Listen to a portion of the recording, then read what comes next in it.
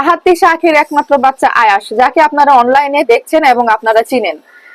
তাদেরকে দুই সতীন হিসেবে তারা পরিচিত পেয়েছে, তিশা এবং আখি। তাদেরকে আপনারা ভিডিওতে দেখতে দেখতে আপনারা চিনেছেন। এখন তাদের মধ্যে বিশৃঙ্খলা তৈরি হয়েছে এবং তাদের সংসারে ছাড়াছাড়ি পর্যন্ত হয়ে গিয়েছে। এই যে আয়াস নামের বাবুটা আজকে মায়ের কুলে দেখলাম যে মায়ের কুলে বসে আব্বু আব্বু বলে ডাকছে, আপনারা একটু খেয়াল করুন। মানে এই দৃশ্য দেখে, তার এই আব্বু বলা দেখে আমার যে এত কষ্ট লাগছে, মানে আমার হৃদয়টা ভেঙে যাচ্ছে, এত কষ্ট পাচ্ছি আমি কান্না করে দিছি জাস্ট। তারপরে আপনাদের সাথে শেয়ার করতে আসলাম। এই যে বাচ্চাটা আজকে বাবা হারা। দেখুন এই বাবা হারা বাচ্চাটা কার জন্য, কিসের জন্য, কে দায়ী এই বাচ্চাকে বাবা হারা করার পিছনে? আল্লাহ তাআলা যেন তাকে সঠিক বিচার করে। আরেকটা জিনিস খেয়াল করেন, অনেক দম্পতি আছে যারা রাত দিন 24 ঘন্টা মোনাজাতে বসে আল্লাহর কাছে একটা বাচ্চা চাচ্ছে, একটা বাচ্চার জন্য তারা এত কষ্ট করছে, এত কষ্ট পাচ্ছে, কিন্তু আল্লাহ তাআলা এসব সব মানে খারাপ লোকদেরকে বাচ্চা দেয়, কিন্তু তারা বাচ্চার মূল্য বুঝে না। এসব বাবারা আসলে কি বলবো, এসব বাবারা মানে ব্যর্থ, এসব বাবারা কোনো মানুষ না, এসব বাবারা মানুষের কাতারে পড়ে না। এক বাচ্চাকে তুমি আদর করে একদম তোলা তোলা করে কুলের মধ্যে বসায় রাখছো, আরেক বাচ্চাকে তুমি দূরে রাখছো, আরেক বাচ্চা তুমি ভালো মন্দ খোঁজ নিচ্ছ না, আরেক বাচ্চা কি খাচ্ছে না খাচ্ছে সেগুলো খোঁজ নিচ্ছ না, তার কাপড় চোপড়ের প্রয়োজন কিনা, তার কি প্রয়োজন সেগুলো খোঁজ নিচ্ছ না। এই কেমন বাবা? এসব বাবাদেরকে আল্লাহ তাআলা সন্তান কেন দেয়? উনি নাকি আরেকটা সন্তানের বাবা হতে যাচ্ছেন, উনার আরেক ঘরে আরেকটা সন্তান রয়েছে যে কিনা দূরে থাকে, তার খোঁজ খবরও সে ঠিক মতো নেয় কিনা কে জানে, আমরা জানি না। আমরা মিডিয়াতে যতটুকু দেখি সেটুকুই জানি।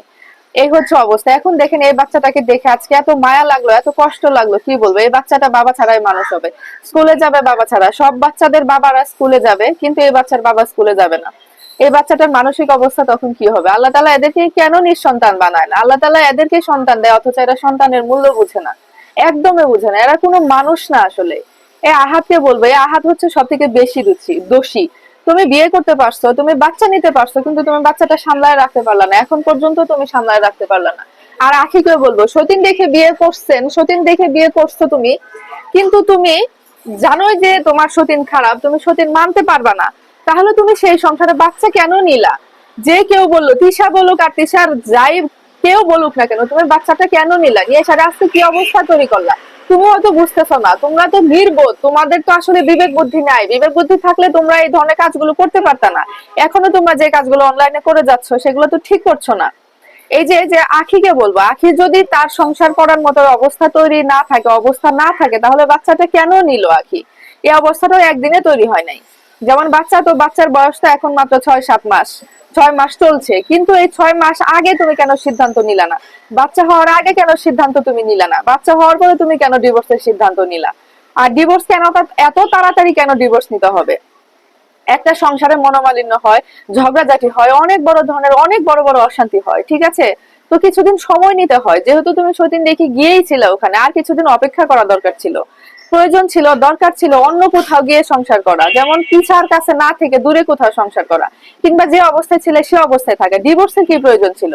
ডিভোর্সটা কখনোই সমাধান না। এখন ডিভোর্স হওয়াতে কি হলো? ডিভোর্স তুমি নিতা, তোমার বাচ্চা না থাকতো তুমি সঙ্গে সঙ্গে ডিভোর্স দিয়ে দিতা, কিন্তু বাচ্চা হওয়ার পরে একটা মানুষের ডিভোর্স নিতে একটু চিন্তা করতে হয়। আপাতত একটা বছর একটু ধৈর্য ধরা উচিত ছিল। এখন কি হইলো? এখন কোন পর্যায়ে গেল ব্যাপারটা? এই যে আকসা বাবা ছাড়া, এই যে আয়াস বাবা ছাড়া, এই যে আরেকটা আবার আলিশা আছে, বুঝলাম এখন বাবার কাছে আছে, ভবিষ্যতে কি হবে কে জানে, কারণ এদের তো আসলে কোনো কিছুর ঠিক নাই। তারপরে এখন আয়াসের আবার শুনছি যে অনাগত সন্তান হবে তিশার, আহাদের।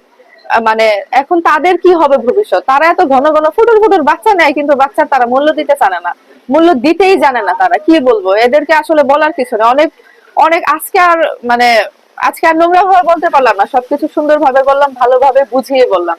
এখনো যারা আছেন সমাজের মধ্যে, যারা বাচ্চা নিয়ে হুটহাট করে একদিনের মধ্যে, 1 মাসের মধ্যে, 3 মাসের মধ্যে ডিভোর্স দিয়ে দিতে চাচ্ছেন, তারা একটু ধৈর্য ধরুন, তারা একটু সময় নিন। আর যাদের বাচ্চা আছে তারা একটু চিন্তা ভাবনা করুন যে এই ডিভোর্সের পরে আমার বাচ্চাটা কি হবে, সেটা চিন্তা ভাবনা করে একটু সময় নেন।